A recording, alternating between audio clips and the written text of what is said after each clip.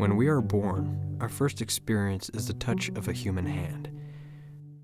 Before we can even define it, we have learned one of the most important lessons in life: how to feel. But as time goes on, so many of us seem to forget that moment. We forget how to feel compassion for someone other than ourselves.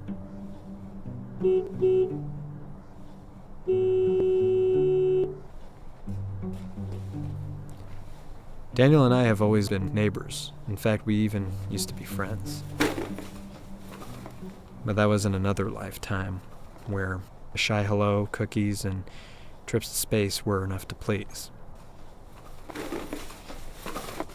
Now, as newly graduated seniors, we have become complete strangers.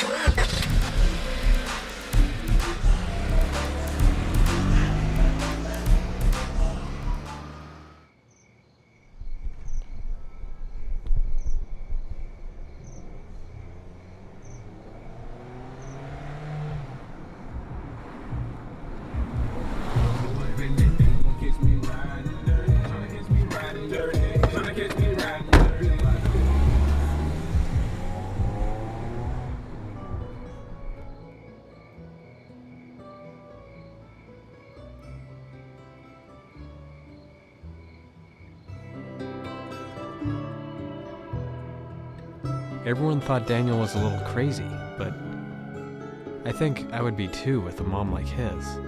Daniel. It's been only Daniel and his mom as long as I can remember.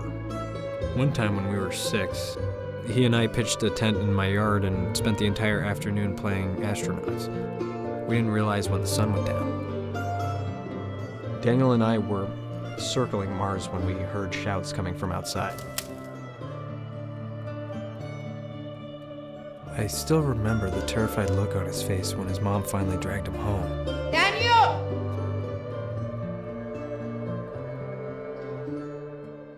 I don't think I'll ever forget the day that everything changed.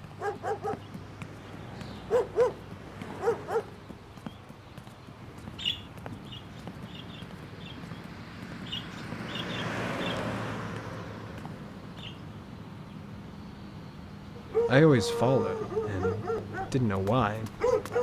I guess it just felt cool to be with the in crowd.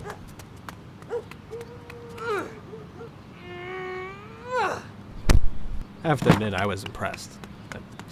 Aaron was pissed as hell, though. It is never jealous. Love is never boastful, nor conceited.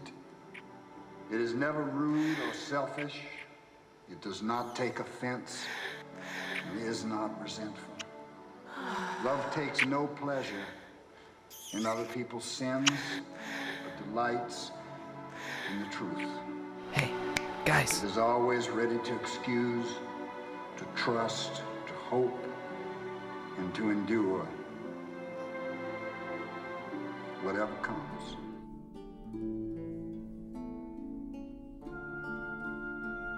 I don't know why I didn't tell them to just leave him alone.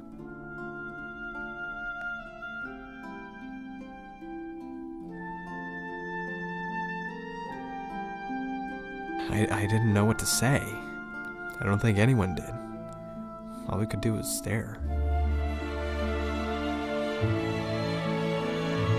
I finally remembered how to feel again that night. I could feel Daniel's loneliness when I saw him, and realized the only person he could relate to and trust was the girl in his imagination. It was like some weird Twilight Zone episode.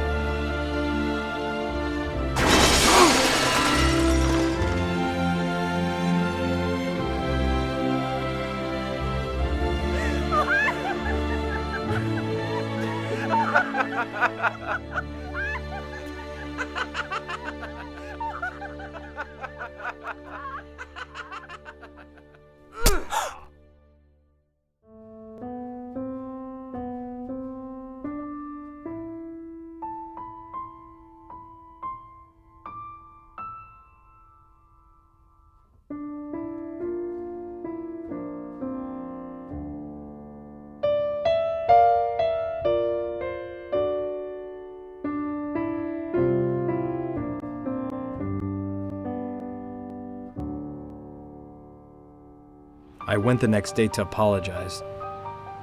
There were mean remarks written everywhere calling Daniel a queer freak. I got rid of them.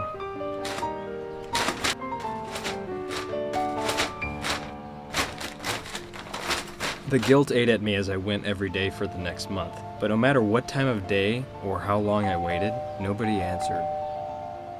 I began to write Daniel letters, placing them in his mailbox, hoping he would somehow receive one.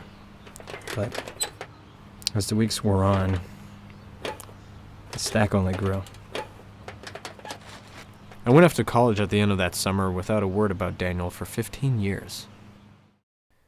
Until yesterday. 33-year-old Daniel.mov has become the first astronaut to step foot on Mars. I still can't believe it. He followed his dream and escaped. I guess as far away as he could get. I'm happy he found a place where he can be himself and be loved for it. I just hope he forgives me.